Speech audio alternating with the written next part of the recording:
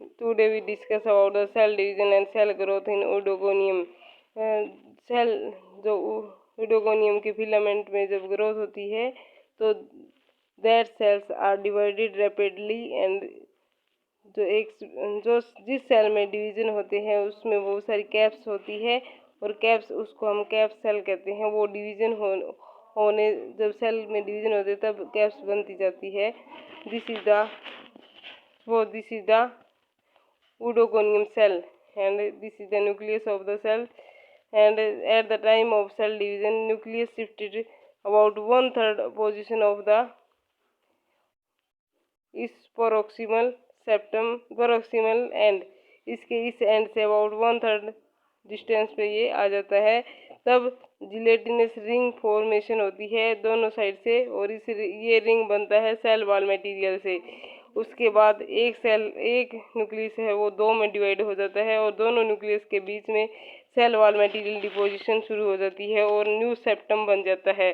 फिर ये gelatinous ring है ये इंक्रीज हो जाता है, इसका साइज इंक्रीज हो जाता है और इसकी लेंथ भी इंक्रीज हो जाती है।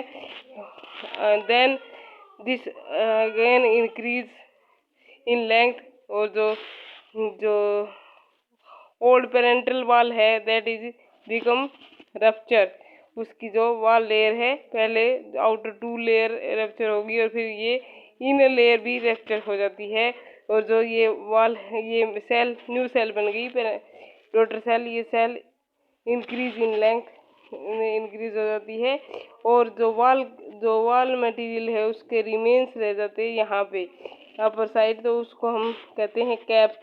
और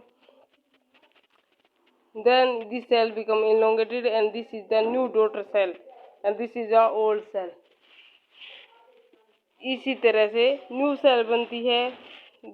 अब इस सेल में फिर दोबारा से डिवीजन होगा और ये न्यूक्लियस है वो फिर इस साइड, ये न्यूक्लियस है वो फिर 1/3 डिस्टेंस जो इस सेप्टम के एपिकल एंड है इसके 1/3 पोजीशन पे आ जाएगा और यहाँ पे फिर से जिलेटिनस रिंग बनेंगे दोनों साइड पे और न्यूक्लियस डिवाइड हो जाएगा 2 में और there is new septum formation occur in between the two daughter nuclei and ring increase in size, and then parental wall become rupture and this is the new cell formed and there is again a new cap is formed। यहाँ पे 2 cap बन जाएगी। फिर इस तरह से जितनी भी न्यू सेल बनेंगी उतनी ही कैप फॉर्मेशन होती जाएगी। उस सेल को हम कैप सेल कहते हैं जिसमें रैपिड डिवीजन होते हैं। This is about the cell growth of the oodogonium।